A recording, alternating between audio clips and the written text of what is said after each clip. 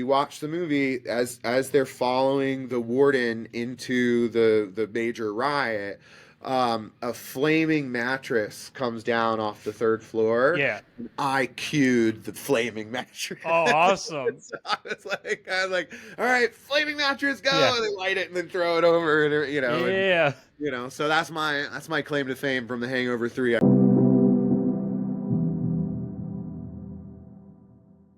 Welcome to episode number 26. I am joined today by Jared Mercier, or if you are French, Jared Mercier. Jared has worked on several prominent projects throughout the years, including Gone Girl, The Hangover Part 3, and The Other Guys, to name a few, but he actually has over 100 credits to his name on IMDb, and looking forward to this discussion. Thank you for coming on the podcast, Jared. Yeah, happy to be here. So yeah, just jumping into things. I know I could definitely tell from your website that you love movies, and I'm curious why movies, what got you into the film industry? Well, I had sort of a kind of a rough childhood. Some custody battles in a Hmm. bad divorce, and a little bit of poverty. And movies were always a great escape Yeah. for a lot of people, and myself included. And I grew up in a small town in New England, in Maine, about an hour north of Portland, in the woods. And they only had one movie theater, and it had two auditoriums Mm. and each auditorium seated like 50 people. And I used to go see movies there all the time. And I remember in third grade, they had some sort of like job fair, like field trip where you got to go to all the different businesses in the town and like go Hmm. behind the scenes and see how the bakeries were baking things and how the Yeah. like variety shop was worked. And then the thing that I picked was the Magic Lantern movie theater, and I got to go behind, sell concessions in third grade to like people and stuff. Um, and then throughout high school, I was into theater. I was always making short films for book reports. They would say, hey, you have to write this book report, or you could make a movie, and we would make films with VHS cameras and do Yeah. the editing between VHS tapes and stuff. And I really liked that process. Um, and then in high school, I started working at Blockbuster. So I worked at Blockbuster for 3 years. And while I was there, I had free movies all the time. And Hmm. so I just watched everything and really, really fell in love with everything.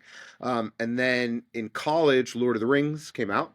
So when I was a freshman, and when the DVDs hit, all those behind the scenes and the making ofs and all Mm-hmm. those documentaries that were part of the appendices of the extended versions of Lord of the Rings, I binged that like crazy and watched it over and over and over again. And I was like, oh, okay. These are real jobs. These are people working on movies and TV just like me. And like there's not, you don't have to be like born into a rich family or something like that, to work on it. I'll never forget those behind the scenes of the guys who made the rings, the ring mail for all the costumes, or they spent 2 years cutting PVC pipe at a desk and putting little plastic rings together. And in an interview, they were like, I would never have traded this experience for anything in the world. And I was like, I could put rings together. I could Yeah. do something like that. And it made it seem accessible. And so that's kind of how I got into it. I mean, I went to ASU film school. There wasn't a film school when I started, and they started one while I was there, so I Oh, switched nice. over. Yeah, and while I was in film school in Arizona, the local legislature passed some tax incentives in 2007, and some really big movies came to Phoenix, and I got to work as an extra on some of them. And I had been doing student films, but when I was an extra on the comedy Take Me Home Tonight with Topher Grace and Chris Pratt and Anna Faris, Mhm. um, so it's a $28 million Universal movie. And being on the set, looking around, I was like, this is nothing like the student films that I have done. I can I am imagine. like, what is this world? All the lights, all the equipment, all the crew, and because they were shooting in Phoenix, they didn't have a lot of infrastructure or support infrastructure like a studio lot. So all of the extras had to be held on the set, which I imagine drove the crew mad now later in my career. But at the time, it was such an amazing opportunity to watch and to be there. And I started talking to the second AD, and I said, what's your path? Like, how do you end up as the second AD on a Yeah. $20 million movie? And he started talking to me about the Directors Guild of America and the union and like Hmm. and getting your PA days and moving to LA and all that stuff. And he kind of set me on my path. And so I moved to LA in 2010 and started working. So yeah, that's did I answer your question? Oh, absolutely. Yeah, no, that's all Really? really good stuff. Yeah. That's that's got to be such a crazy experience getting on the set of Take Me Home Tonight after, like you said, with all the student, because like the crew, there's probably like what, like 10 times, maybe 20 times the crew. Exactly. Yeah, and all Yeah. the trailers and like hair and makeup was like a factory. It was like a assembly line of extras. There's like Yeah. 150 extras every day for this like party scene. I don't know if you have you seen the movie. I Um, actually have not. I'm in it all over the place. The Oh, continuity is really? terrible, so I'm like I jump all around the party. It's fun. Um, but the factory element of hair and makeup and costumes of like getting 150 people ready, like in this warehouse in Phoenix, like where all the makeup stations are and all the PAs like running it and everything. It was an absolute like crazy experience at the time of something I had never even dreamed about being a part of. Only things that I had seen on Lord of the Rings, and a lot of the Lord of the Rings stuff, like, at that time, I think, you know, uh, a lot of the extras and all that stuff were all CGI.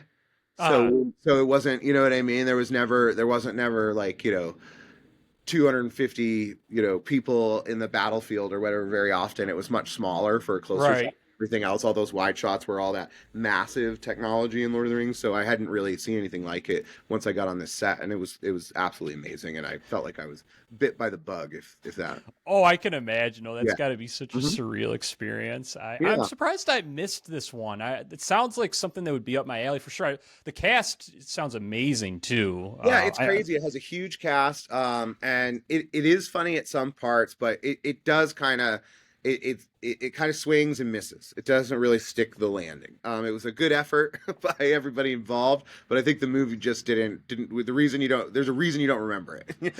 Yeah, it's funny as it is. I feel like I like a lot of the comedies from that era that do swing and miss. Like Okay. Yeah. I can Sure. think of so many where I just have a good time watching it, and maybe it's not like something that's going to be on my list or like something I'm going to rewatch, but like I have a lot of fun with those Okay. kinds of movies. And Sure.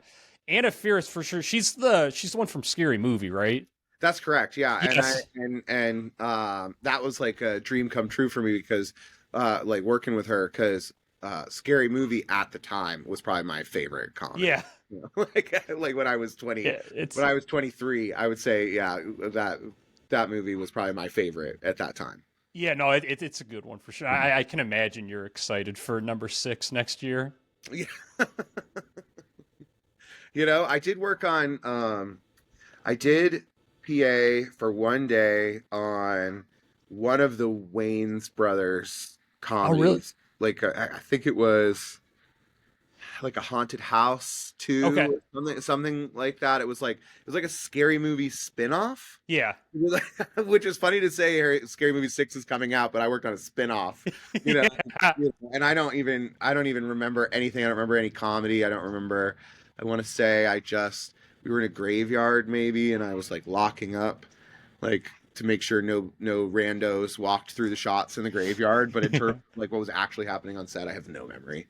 Right on. Yeah. Fun, No, fun. that's a really cool origin story, and I really love the how you got to fulfill your passion. That's awesome. Sure. Whenever anyone, I think that that's what makes the Right. industry so special, and like the movies that really hit, like just getting all of that passion together and everyone just Sure. all the love for film. Hmm.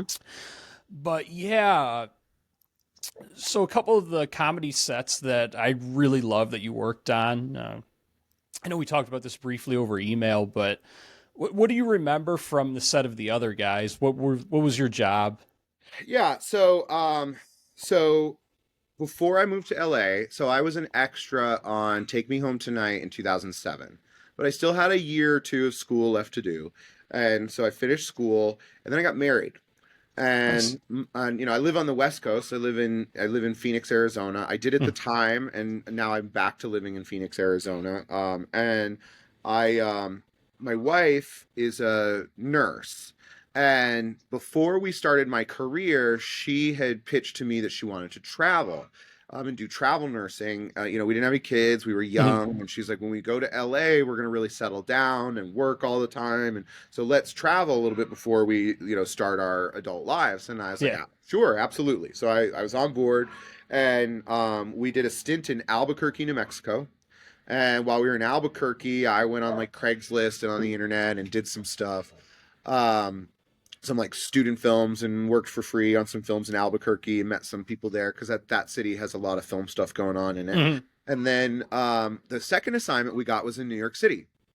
So my wife got an assignment as a nurse at Mount Sinai on the Upper West or the Upper East Side of Manhattan, and they put us in an apartment rent free on 52nd Street and First Avenue. I don't know if you've ever been to New York, but that's right by the UN and by Okay. Park Avenue. And so we were there for maybe 8 weeks, and I was unemployed trophy husband. Working, and I was just living life, enjoying, New York City rent free, and trying to do some movie stuff, trying to do film stuff, like reaching out to various film groups in New York and like going Yeah. to meetings and things and trying to get on sets. And I one day I was walking through New York City, and I walked by a Star Wagon, and I knew what it was immediately. So for those anybody listening that doesn't know what a Star Wagon is the sort of leading brand of movie trailers for actors, hair and makeup, offices, that sort of thing. So I walked by a Star Wagon on a street in New York City, and I was like, oh, this is a set. Like this is a movie set Yeah. somewhere. There's something around here. And I started searching the city and like going from street to street, and there were so many trailers. And I couldn't figure out where anything was. And because Yeah. it's New York City, there's no parking lots, right? So base camp was not all together in one Right. parking lot. It was spread out over 52nd Street and 53rd Street and 51st Street and this avenue and this. So I was like pacing all around. I think it took me like an hour to find the shooting company, and so I finally found them on the corner of Park Avenue and I want to say like 54th Street or something up there by FAO Schwartz, where the toy store is on Park Avenue. I think that's where it was, Okay. and finally found the shooting company. They were probably on like Park Avenue and 54th Street or 55th Street or something up where Central Park is, and maybe FAO Schwartz. And it was kind of raining, so everybody had like rain ponchos on and things. And there was a Russian arm just off the street, and a Russian arm, which now we're calling it a Ukraine. it's, it's a um, is a it's basically like a sports car with a crane on the top, and Okay. you could put the camera on the end of the crane, and then the Yeah. sports car can zoom in and out of traffic with the crane going in and out of traffic and all that sort of stuff. It's a very intense, heavy piece of equipment. Yeah. And, a big imprint, and all these there were all these like cabs and drivers and in their cars and everything. Everybody was just parked on the street, so the street cars weren't moving or anything. And um, so I walked up to the crew, who were all kind of standing around the camera, and they were putting like rain cover on some of the equipment and stuff. And so I was standing there, and I walked up to them, crossed my arms, and just started trying to make eye contact with it, whoever I could find, right? Like Yeah. anybody I could like, just, And finally, some guy made eye contact with me, and I nodded, and I said, "What are you doing?" And he goes, oh, just making a movie with Mark Wahlberg and Will Ferrell. And I was like, oh, that's cool. I just moved to New York. I'm an AD. I'm looking for work. And he goes, oh, are you DGA? And I was like, well, I'm working on that. And he goes, Yeah. don't call yourself an AD.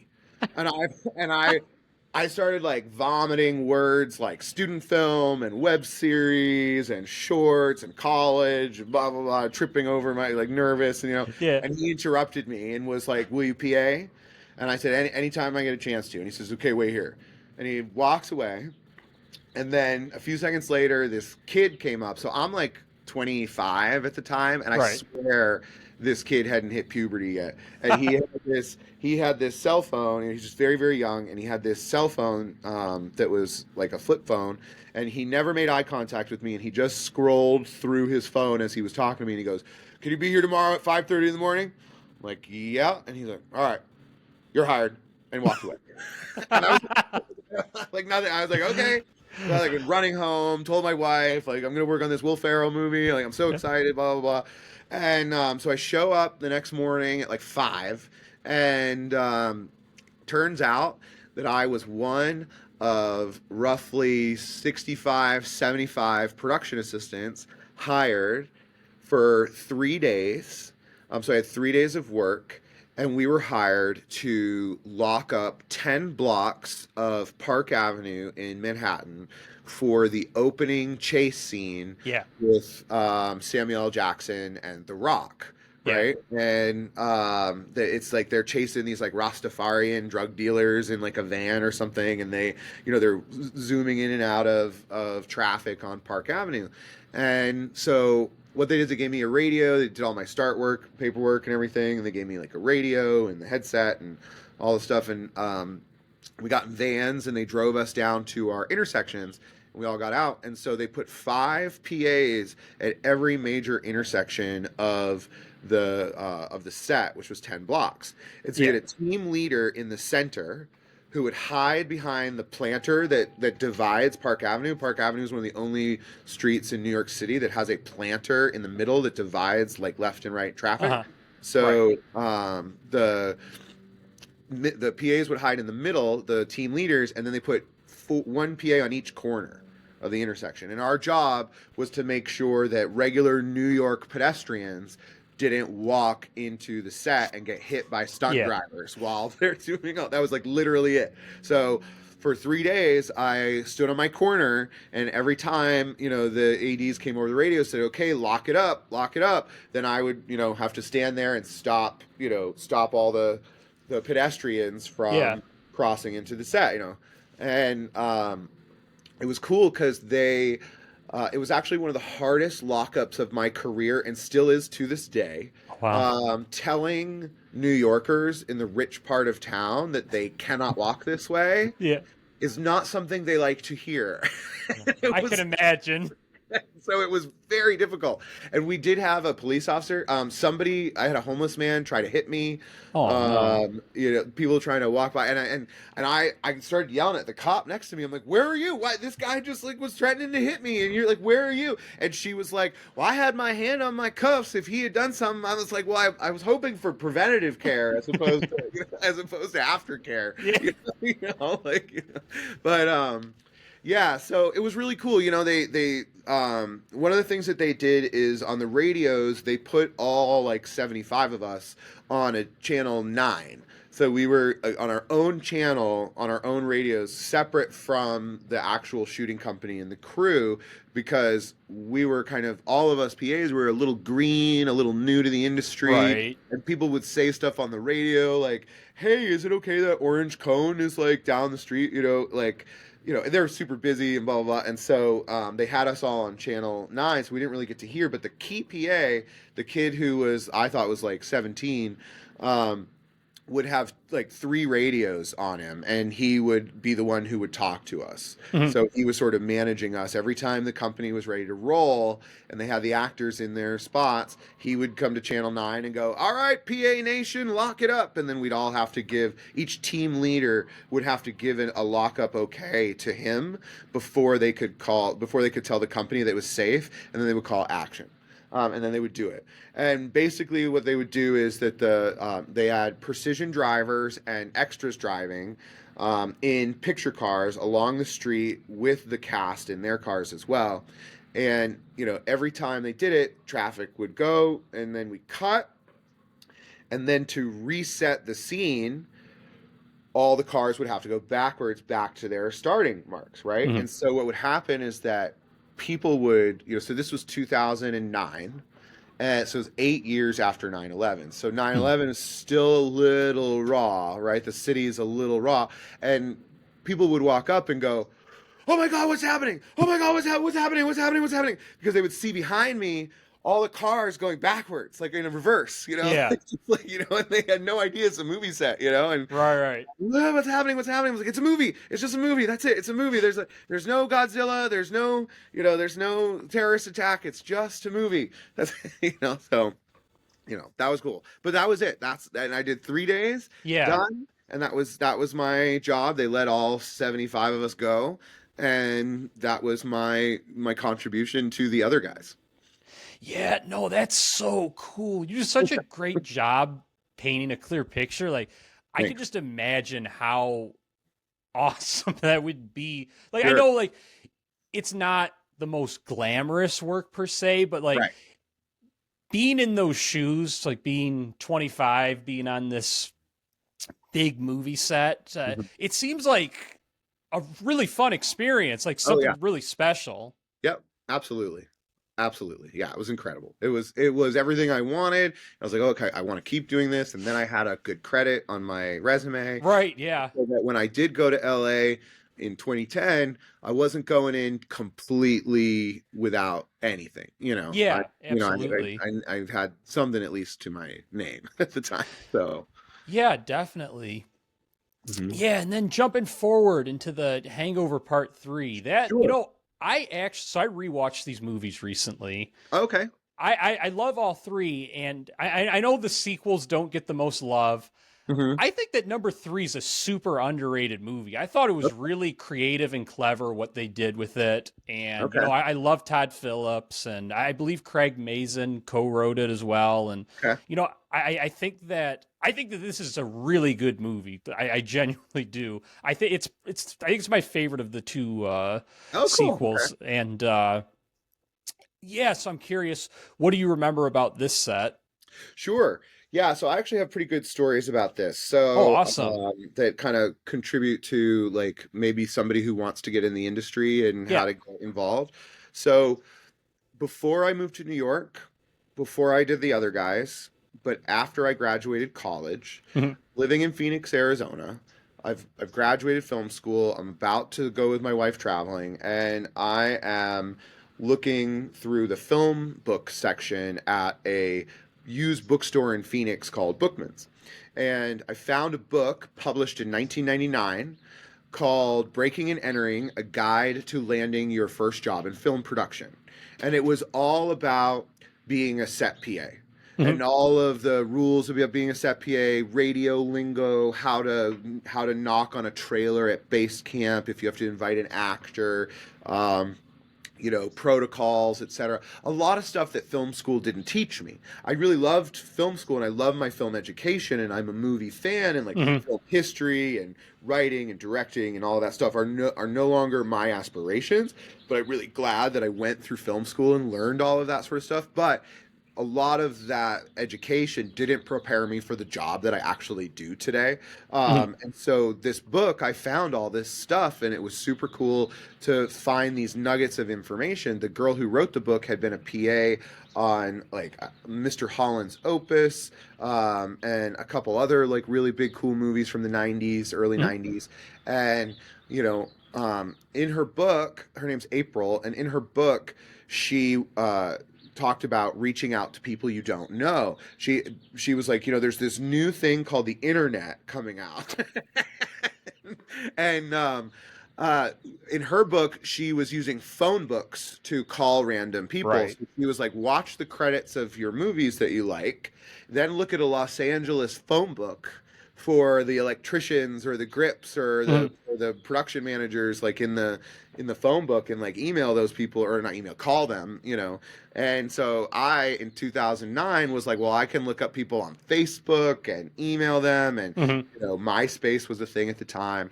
And um and I also thought, well, I could, if she's saying reach out to people you don't know and say that you're looking for work, well, I'm going to reach out to her. So I Googled her, and she had switched from being a PA to being an actress. Hmm. And when I was in Los Angeles, I sent her an email and said, hey, I'm now living in LA. It's 2010. Hmm. And I got your book. I loved it. I would like to talk to you about how to get more involved in the industry. And in her book, she had quotes from really successful assistant directors like Hmm. J.P. Wetzel, and also Jeff Okabayashi.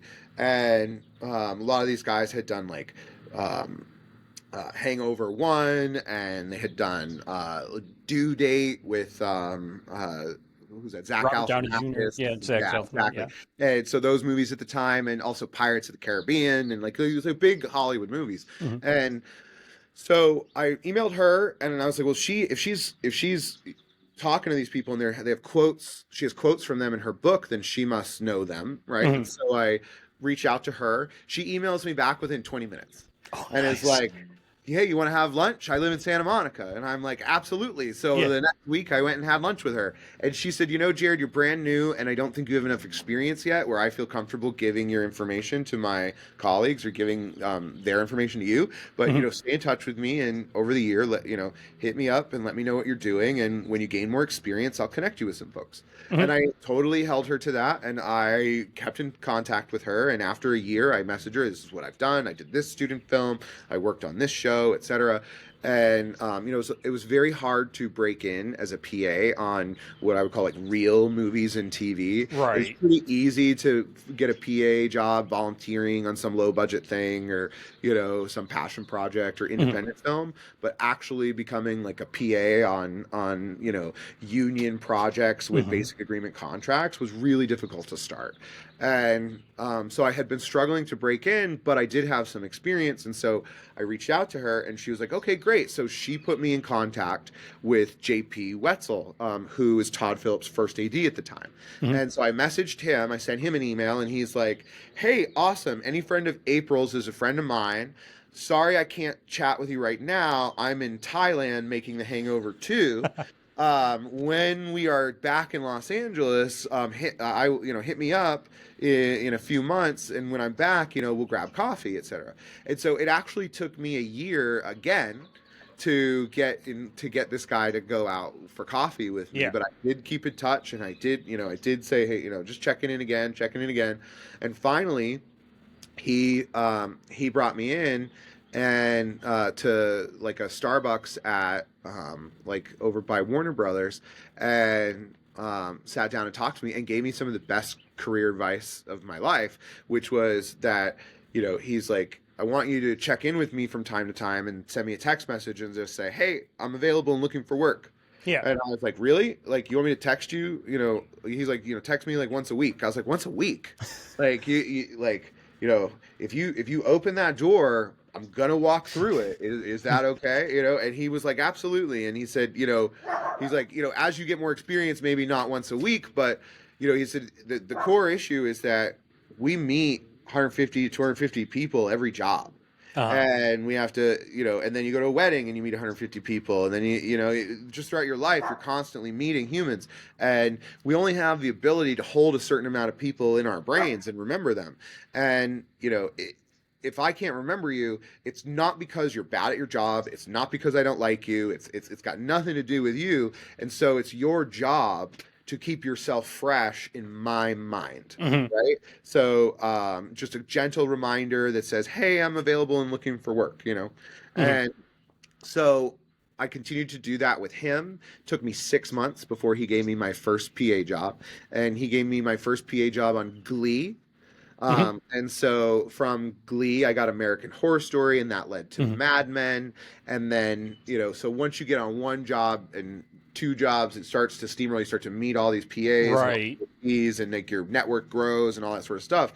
And then maybe a year later, JP gave my information to an AD named Steve Moore, and Steve Moore is his second AD, and they were doing Hangover 3. And so I actually did 2 jobs on Hangover 3. And so this is a long-winded story to say that I got a job as a PA on Hangover 3 from a book I found Right. Yeah. in a used bookstore in Phoenix. I Right could on. trace Yeah.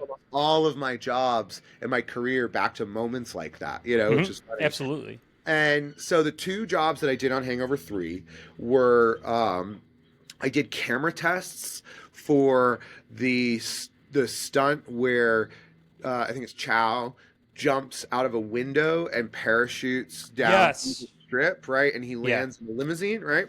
Yeah. So it's been a while since I've seen the movie.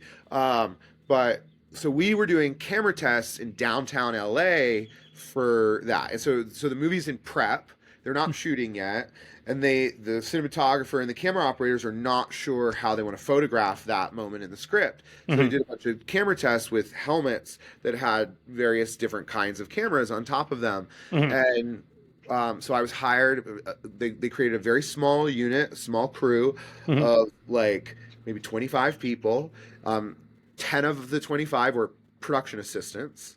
And then there were 2 ADs, and there were like 3 stunt guys, and like that was it. Hmm.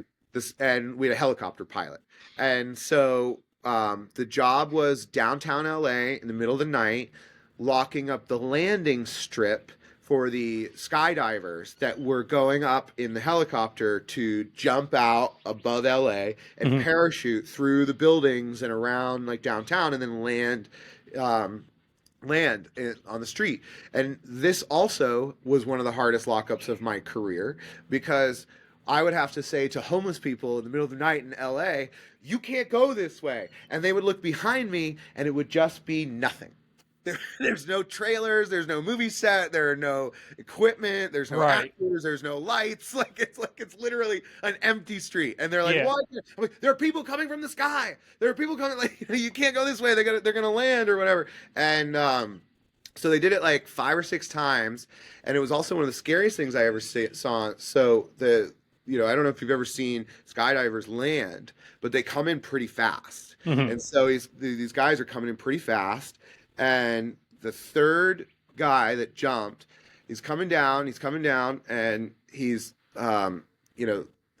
I can't remember what avenue it was, if it was like Los Angeles Avenue or something like that. There were trees that lined the street, and his chute caught a branch in one of the trees, Mm. and he was trebucheted into the ground, Mm. like just smack into the ground, and it was horrifying to watch. Yeah, Yeah, I can imagine. horrifying. And luckily, he got up totally fine, full of pads, full of stunt stuff, helmets, like everything, like Yeah. totally, you're totally fine. So I did that one day.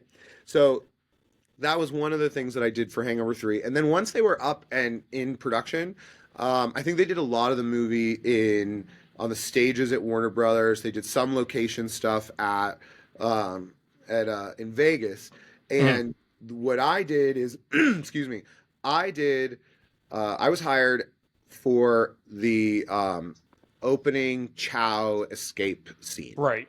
So these are the only 2 jobs I did. So I was Hmm. on there for 3 days, and it was basically a second unit. So the main unit was at Warner Brothers shooting, Hmm. um, on the stages, like interior set work. And for this opening scene where Chow escapes from a prison in Thailand, I think it's Thailand. Yes. Um, they built that prison inside of an abandoned power plant Hmm. somewhere north of LA in like the La Cañada area. I can't, Yeah. like, Pasadena area. It's really And cool. yeah, and it was a good time to be an Asian man in Los Angeles, because we hired like 650 Asian men to be the prisoners in this riot scene in Right. this Yeah. prison, right? And around like 60 of them were stunt performers, Uh-huh. and we basically did we did 2 days of rehearsals for Hmm. the scene, and then did 1 day of shooting, right? Right. And so I would show up every day. I would help get the 600 people through hair, makeup, and Hmm. costumes and all that sort of stuff, and then bring them to the set. Help the ADs set them. Okay, this is your cell. This is your thing. Hmm. Etc. And the ADs are on the floor working with the stunt guys, and the second is up on the second and third floors with us, helping us set all the extras. Like you go here, you go there, Hmm. and uh, the one of the funny things that happened is like, so we did 2 days of rehearsals, and they would do rehearsals with like video cameras, and then send the video over to Todd Phillips at Warner Brothers to review Hmm. for so that when they actually come to shoot it, that it's like what they actually want, right? Right. And the entire company made a mistake, and Todd was a little upset, and an AD that I really liked sort of fell on the sword and took it like he was like, oh, I gotta, this is my fault. I should have fixed this. I should fix this. But Paul was upset. Not Paul. Todd was upset because he said like the stunt guys were like way too good at fighting. Like it was like the way they had all done it. It was like a ninja, like sort of everybody had ninja skills, and it was like a Quentin Tarantino, Kill Bill, like Right. like everybody, had been doing like, martial arts for like 20 years, and Yeah. he's like, no, these are peasants. Like these, like this is a really crappy Thai prison. Like it should be ruckus and chaos, not Yeah. choreographed roundhouse kicks and Right on. Yeah. it should be just, like pushing and pulling and punching and chaos, and just, and so we had to like redo it all and do everything. And it's super interesting to watch him, correct an entire company to get it right, because it was just a Yeah. failure of all of us to miss that sort of creative idea, Yeah. because it makes perfect sense, Oh, and totally. No, that's an amazing observation. yeah, and so my claim to fame now. So when we actually shot it on the third day, so if you watch the movie as they're following the warden into the major riot, a flaming mattress comes down off the third floor. Yeah. And I cued the flaming mattress. Oh, awesome. So I was like, all right, flaming mattress, go! Yeah. And they light it and then throw it over, and Yeah. so that's my claim to fame from The Hangover 3. I cued the flaming mattress in the riot scene in the That's beginning. So, awesome. yeah. Mm-hmm. Yeah, no, that's another Cool. really cool story for Mm-hmm. sure. Mm-hmm. Yeah, no, Yeah. I'm loving it. And yeah, I'm curious. As I mentioned in the beginning, you've got over 100 credits to your name. Sure. Mm-hmm. Is there a television show or movie that comes to mind for favorite set you've ever worked on? Yeah, it's pretty easy. I mean, Okay. I would say The Muppets Most Okay. Wanted was absolute magic. So I was a set PA for reshoots of Uh-huh. the sequel to the reboot, the one where there was like an evil Kermit in Russia with a mole and whatever. And Tina Fey was in it, and it was super cool because I got to do reshoots, Mhm. and the because it was reshoots, almost and additional photography, almost Mhm. all the Muppets worked. Like everybody worked. Like Yeah. so I got to meet Miss Piggy and Fozzie and Kermit and I noticed on the set for the first time, I'm not a huge Muppets fan, but Uh-huh. I definitely have reverence and respect for the IP, and so I was super excited to be there, and I was more starstruck by some of those. Muppets was absolutely amazing. Yeah, I'm not like a mega fan, but I certainly have like deep respect for the IP, and I was very starstruck by the whole process and all the puppets and the Muppets and everything. And it was really cool that all the sets were built on risers so that you can create a pit anywhere, so Uh-huh. that that the puppeteers could get in there and do it. Right.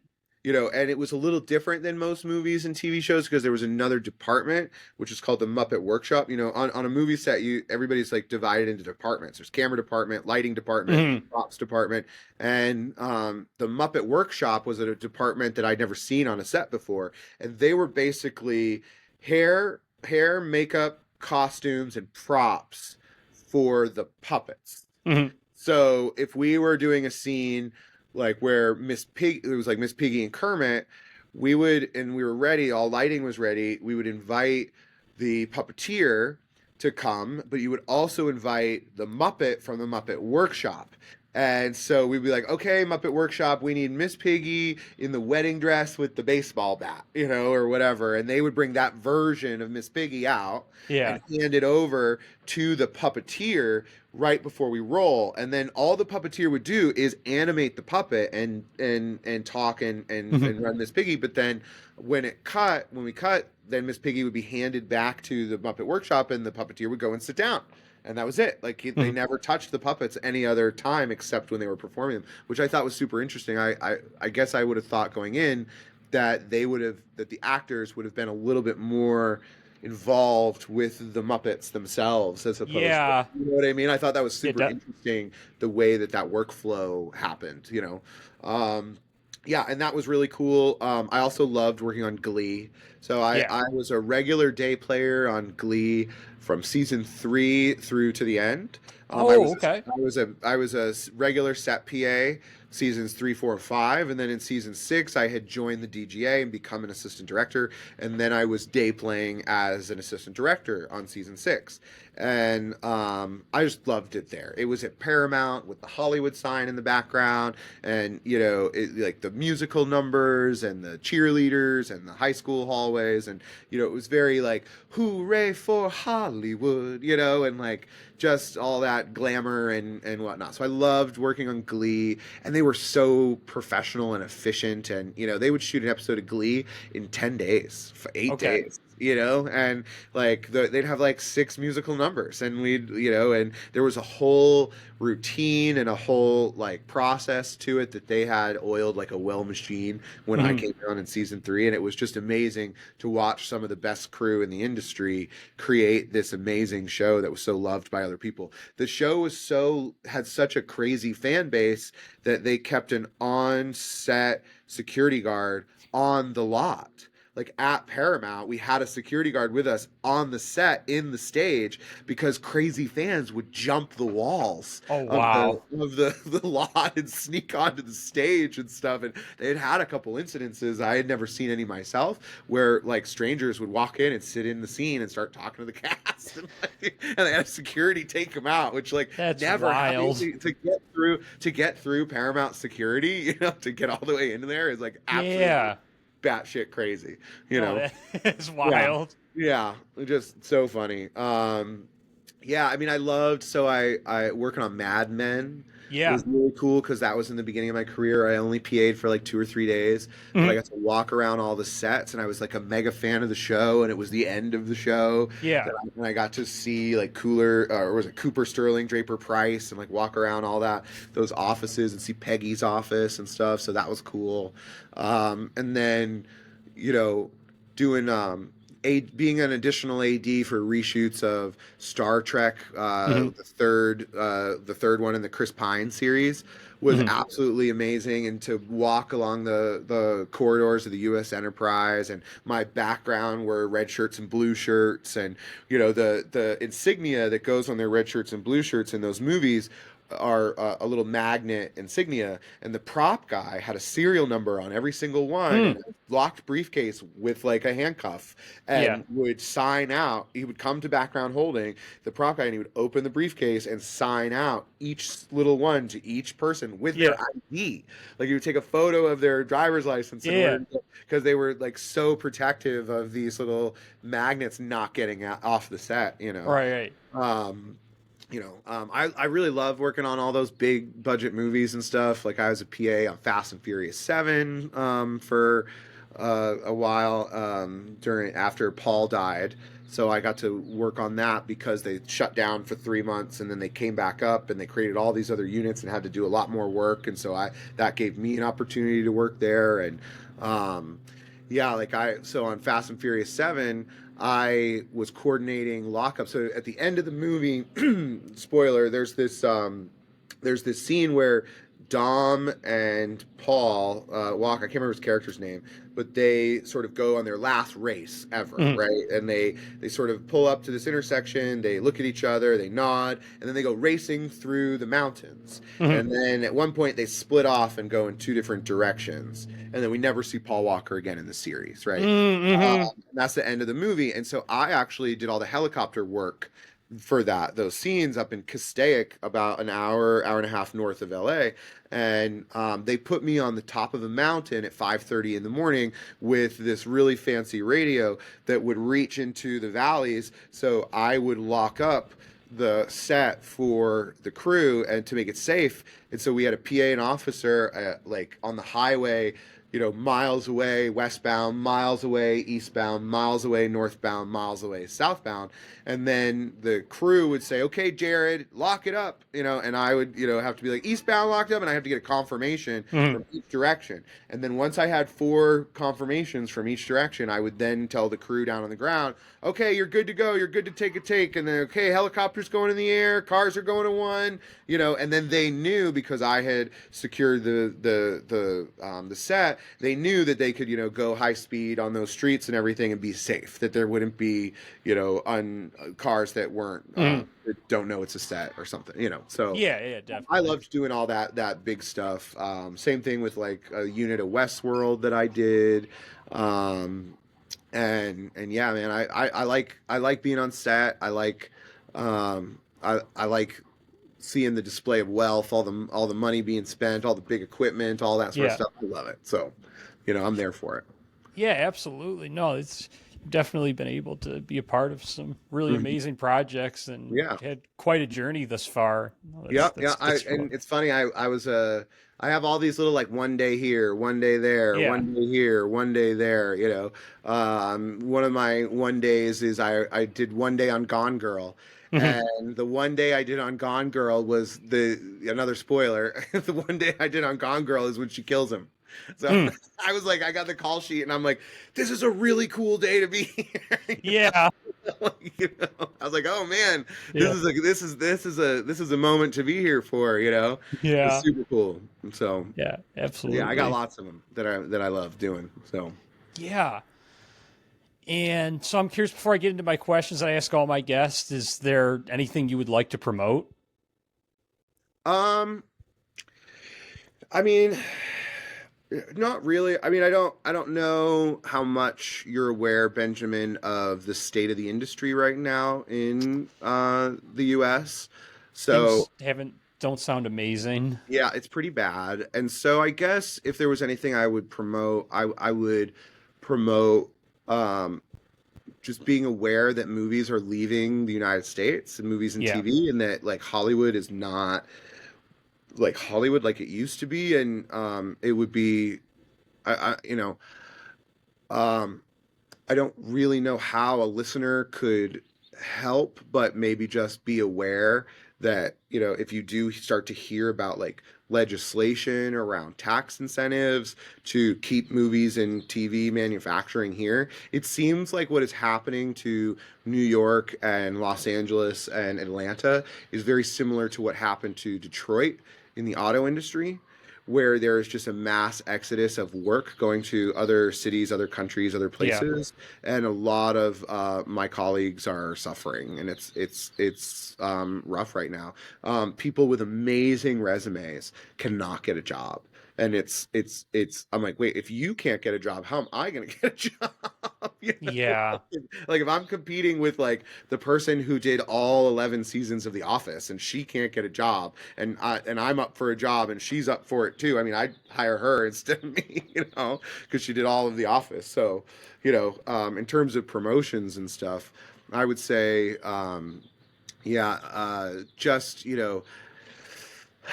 um, it would be cool if we were making movies in America again, you know. Yeah.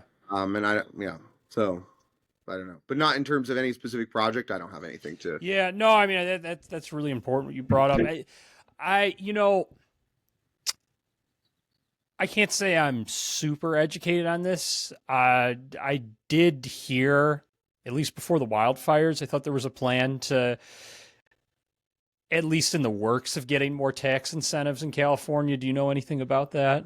So I do. I know they're working on it. I know that the Directors Guild of America and some of the meetings that I've been in are working with state legislatures, and we have a political action committee, and Hmm. they've put out some press releases with like pictures of them with Gavin Newsom and stuff, like Hmm. trying to get some tax incentives, like have it doubled and all that sort of stuff. And so it's complicated. There's a lot of things going on, but. Uh, there are significant efforts to make it better, and the folks in charge do know that there's a huge problem right now. That there's like no work. Yeah. Yeah, That I mean, at least that's something. sure. Yeah. Yep. Yeah. This kind Sorry. of ties into the next question. Sure. Hopefully there's some optimism or hope in some way or another. What gives you optimism for the future of the industry? So, what gives me optimism for the future of the industry? It's hard to have optimism as an employee, as a crew member. Like I feel a little unstable, kind of like I'm 18 again, and like, what is my life going to look like? Because there's also the slowdown. They're not making movies and TV, but there's also the threat of AI, right? Yeah. And that, like, so we haven't even broached that. And it's like, what do movies look like, 20 years from now? And I will say, as an employee, I feel wobbly and unstable and unsure of the future. But as an audience member, um, I'm super excited for the future. I think that there's some really cool tools coming down the pipeline for filmmakers, and accessibility, to be able to make movies. It used to be a huge barrier of entry to even make a film, right? Like, because Hmm. film was so expensive, cameras were expensive, lights were expensive. In order to actually roll on a shot in, like, the 80s and 90s, it cost quite a bit of money to roll on 35 millimeter film. Hmm. And now in 2025, my iPhone 16 cameras are better than the film school cameras I had 20 years ago. Right. And so, when the Screen Actors Guild and the Writers Guild of America went on strike against the AMPTP around how they're going to use I think that's all great, and I think that we should be, cognizant of it and watching and paying attention. But personally, I don't believe that the biggest threat is coming from Apple or Amazon or any of those institutions or corporations, or Disney or Warner Brothers. I personally think that AI is going to give the kid in their basement the ability to compete with Right. Warner Brothers and Apple, and and as opposed to like Apple using it to push crew out. I think Yeah. individuals with their, like, YouTubers are going to push Apple out, you know Mm. like, and be one man shows, and be able, like, in 20 years we're going to see versions of Lord of the Rings made by one person with AI assistance or something, right? Like, I so that's kind of, I think, from an audience member, like, perspective, we may get some really cool stuff from people that would never have been able to tell stories before. So that excites me, and I think that that's pretty cool. In the way that, like, somebody like Kevin Smith, Hmm. because Kevin Smith is my favorite director I've ever worked for. I Okay. did reshoots of, or not reshoots. I did the Johnny Depp unit of a movie called Yoga Hosers, and Kevin Smith, you know, would make this speech before lunch, and this speech, like, at the beginning of every day, and he would say, "All right, everybody, this is all bullshit. None of this matters. We just play pretend for a living. We're really lucky to do this. So I don't want to see anybody fighting. I don't want to see anybody mad about anything. None of it matters. Nobody's going to die. Like, it's all silly, and like, this should all be fun, and we should all be laughing, and none of it matters. And Hmm. he was able to become a filmmaker because he ran up some credit card debt in the 90s, and Hmm. just like made Clerks with like his friends, with like Yeah. tying microphones to hockey sticks and stuff, and you know um and he made a fantastic movie like Clerks, and then he made, Dogma and Mallrats, Mhm. and continued on to make all of these really awesome comedies. And some of his later work is questionable, but suffice it to say that I think we're going to see more Kevin Smiths come out, right? We're going to see more people who are not a part of the industry or not born into the industry that will have more access than Kevin Smith did, and be able to make things of higher quality than Kevin Smith did. And so that makes me excited as a viewer to see who's coming out of the woodwork, and what we'll see in the future. Yeah, no, I think that's all really good stuff and some really good thoughts, and I definitely hear you. I I like to think, at least, I don't know if this is just blind optimism, but that I feel like there is something really special about like getting a crew together and getting actors on set. Absolutely. And I feel like I just don't really see that going away personally. I mean, the Yeah. thing that I think about is like there are still so many people who work in musical theater as their full-time Yes. job, both in the cast and crew, Right. and like Right. video did not kill that. Yep. And like there's still radio, and radio even more so is even making a Yeah. comeback with all the podcasts and everything. And I'd like to at least think that there's going to be a market, and not just like a one-off. Like I like to think that there will still very much be craving for these live action movies with actors and full crews and everything. And I can say, not to make this about me, but just because this relates to me, just as a slight anecdote, like I've made a couple of micro budget, like $30,000 movies, Okay. and I have zero intention whatsoever to ever like turn this into like some AI factory. Like there's just something so special about being on set, Sure. like personally with Yeah. actors and collaborating. And I can tell you, I will never make something other than that. Like Okay. I very much crave that, Yeah, and that's great. hope to eventually get bigger budgets and be able to Sure. like turn this into like where people are making living wages and everything, and not working heavily to scale. And Right. that like that is like where I want to go as a filmmaker. And I like to think that like not I like to think, but like from like the other filmmakers who are making similar budget movies as me, or maybe even a little bit bigger, like I can say that like their intentions are very much the same, of like wanting to work with actors and having this human collaboration and this human process. So um Well, I think that you're absolutely right. I think that there is something magical and special about it, and I think that we might see a return to smaller crews and smaller, and like what the AI tools will do is, we won't need 250 crew members anymore, where we need like wedding style catering to handle like all of these people. And yeah. I was watching Grumpy Old Men a little while ago, maybe a year ago, and I hadn't seen it in a long time, and I was shocked at how small the credits were. Uh-huh. And I was like, "Oh wow, this was like a crew of like 70 people. That was it." Mhm. And I was like, "Oh wow, like I didn't realize, that movie was made in like the mid 90s in like Minnesota."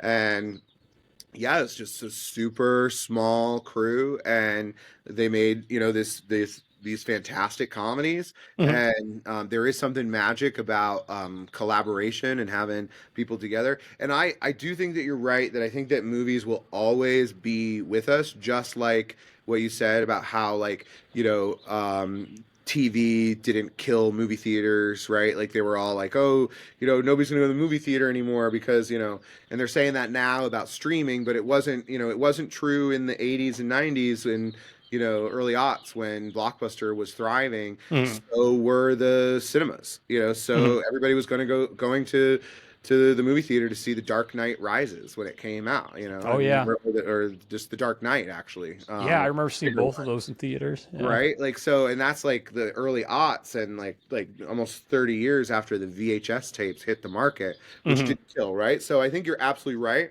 I do think that it won't be, I think there was a time where just like baseball was America's pastime, Hmm. and baseball still exists, but I would argue that it is not quite America's pastime as much as Yeah. it used to be. I think Yeah. movies may go into that idea where there will be movie people who love movies, and there will be cinemas, but it'll be sort of like a specific niche interest and a thing, and not the mass entertainment that it was in the 80s, 90s, and early aughts, with like the blockbuster revolution, Right. and like all the big budget movies hitting theaters, and that was like that was like the primary form of entertainment for the masses. So Right. Yeah, I yeah. think that's a fair point. Yeah. Yeah. Or watching and looking at my career, or Yeah. wondering what I do or how I did it or what that is. So I made a really conscious choice in 2014 Hmm. to become a professional day player assistant director, right? Hmm. So when I was first starting, I was PAing on big stuff just as a day player. Hmm. So I do 3 days on Fast and Furious. I do 3 days on Hangover. I do a couple days on Glee, and then I'd go to Mad Men, and it's just jumping all around. And I would never commit to a full-time job and be a staff member, because I was working as a non-union second AD on lower budget things Hmm. like horror movies like The Human Centipede 3 and like Hmm. stuff like that. And those were getting me, those AD jobs on those lower budget movies were getting me experience to join the Directors Guild of America, where my PA days were not the track that I was on to get into Hmm. the guild. Yeah. So I had these rules where I would only staff and I would only AD low budget stuff, and I would only PA for union assistant directors working on bigger things. And that was my rule for myself from 2010 to 2014. And then in 2014, when I joined the DGA, I switched from staffing low budget stuff to staffing big stuff. So I staffed the TV show The Rush Hour remake. Hmm. And then I did a season of the Mindy Project, and I did a Hmm. comedy series on Comedy Central called Idiot Sitter. So I did a couple seasons of these TV shows. And in 2016, I made the choice that I really missed my day playing PA career.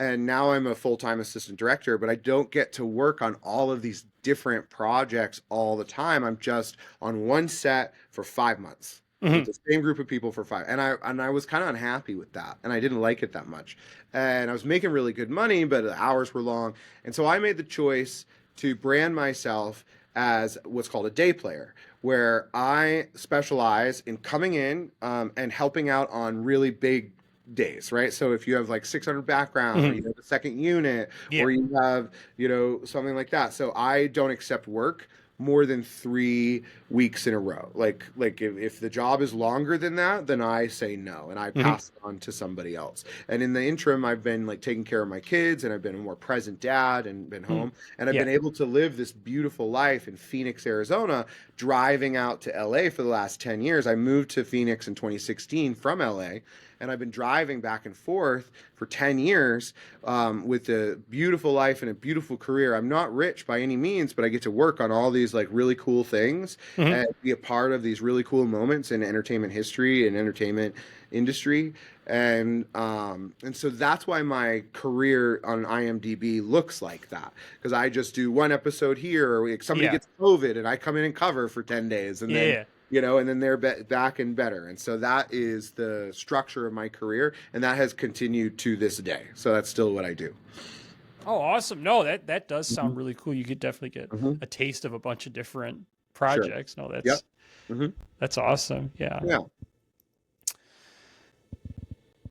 But So we then yeah. go Oh, ahead. sorry. No, you go Oh, ahead.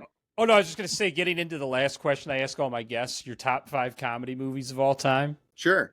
So if you go to my website, which is just jaredscottmercier.com, I have like roughly 150 movies Yeah. listed of that I love or that are important to me. It's not necessarily your AFI top 100, you know. I think Bring It On is in there pretty high It up. is, yeah. Yeah, as I was like 17 when that movie came out, and I love it. And like Peyton Reed is actually a director I have a dream of working for that I still have yet to. And he's made a lot of. He's like my favorite director that not a lot of people have heard of. He did the Ant-Man movies, and he Hmm. did Down with Love, and he did Bring It On, and Yes Man, and a few other things. And so, but anyway, so on my list in my top 10, I have six comedies, and they are, in terms of comedies, the category of comedy is sometimes left up to interpretation, right? So Yeah. oftentimes, music, like, is it the Golden Globes that say best musical or comedy? I think Hmm. is a category, and so like some of the movies that I love are musicals, but so top five, I would say Zoolander.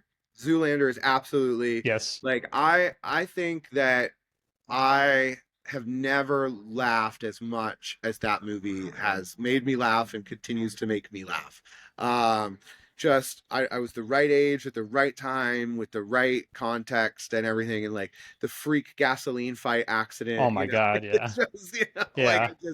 it blew my mind when I was a kid, like when I was younger watching it, and just absolute bonkers. The Apartment is fantastic. It's a 1960s Best Picture winner. Billy Okay. Wilder wrote and directed it, and I think he wrote it, and he definitely directed it. It's Jack Lemmon and Shirley MacLaine, and fantastic comedy about a guy in New York. Have you ever seen it?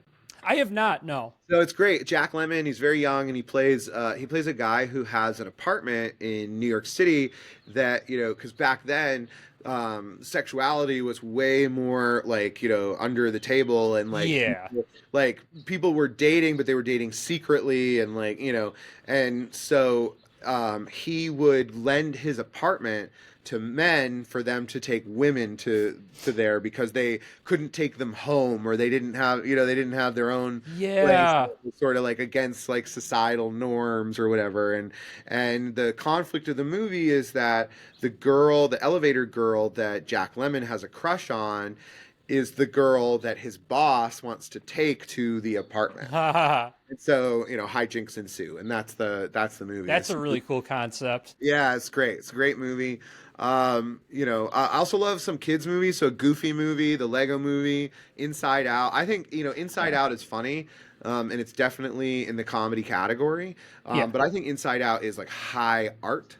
And I think that it's like one of the most important movies ever made in terms of like communicating to children It's yeah, no, emotions it's and something. the Yeah. purpose of emotions, and there's Yeah. some real awesome laugh out loud moments. And then the Lego movie, like everything is awesome, and Emmett's like unending optimism, and like the world's gonna be okay, everything is great, it's Yeah. just like so fun.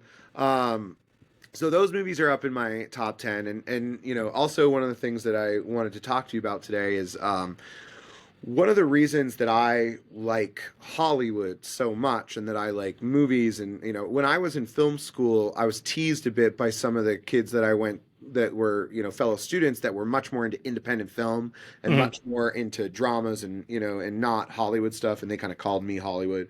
And Sullivan's Travels, which is a movie that was made in the 40s, is was shown to us in film school, and it's a movie about a director who directs comedies that doesn't feel fulfilled in his work, and he feels like he's just wasting his life and not creating art.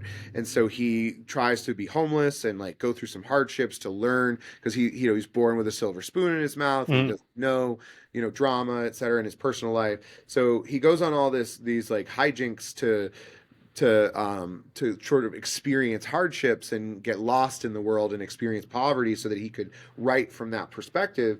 And spoiler, at the end of the movie, he discovers that he walks into a movie theater where an audience is really just in just uproaring laughter at one of the comedies that he had made. Mhm. And he it dawns on him that the value of a comedy and a value of a happy ending and the value that to bring joy and laughter and smiles to Mhm. people's lives is is absolutely one of the most important things we could do while we're alive, Absolutely.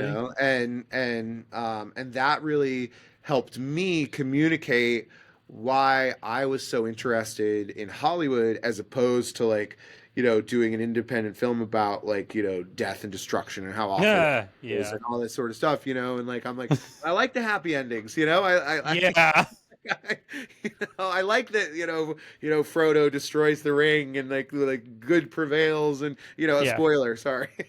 Like, so so yeah, I think comedies you know are really important, and yeah, Lord of the Rings is probably my favorite movie of all time, but right after that is a list of like five or six comedies. Yeah.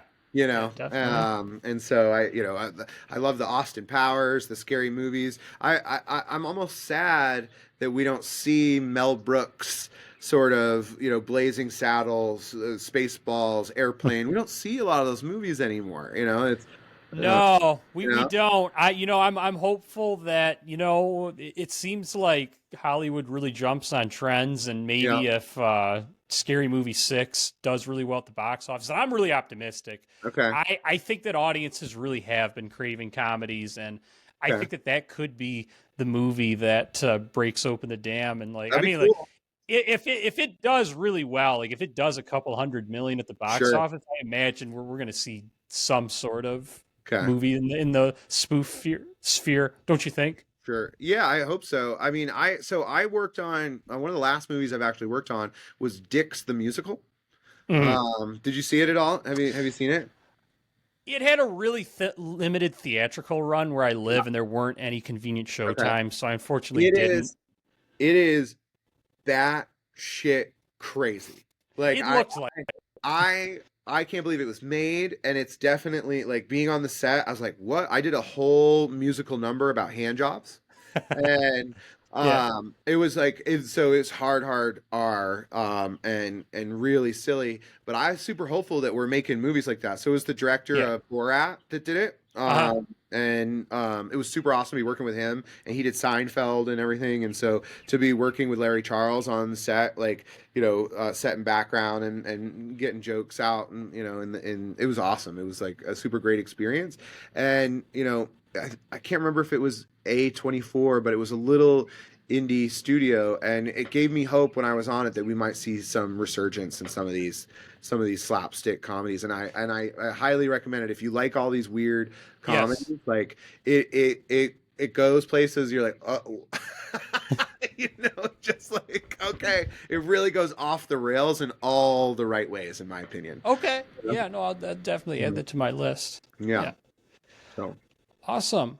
Mhm. Well, I really appreciate you coming on, Jared. This was a really fun discussion. You had a lot of really great stories, and it was Yeah, really great absolutely. to meet you and You hear too. everything. Yeah, Yeah, you too, awesome. Benjamin. I appreciate you reaching out, and you know, like I said in our initial emails, I appreciate you reaching out. I don't do a lot of like creative stuff on the sets, uh, Yeah, but I got stories, and I loved it, and I loved being a part of it, and I'm happy to talk to anybody that's curious.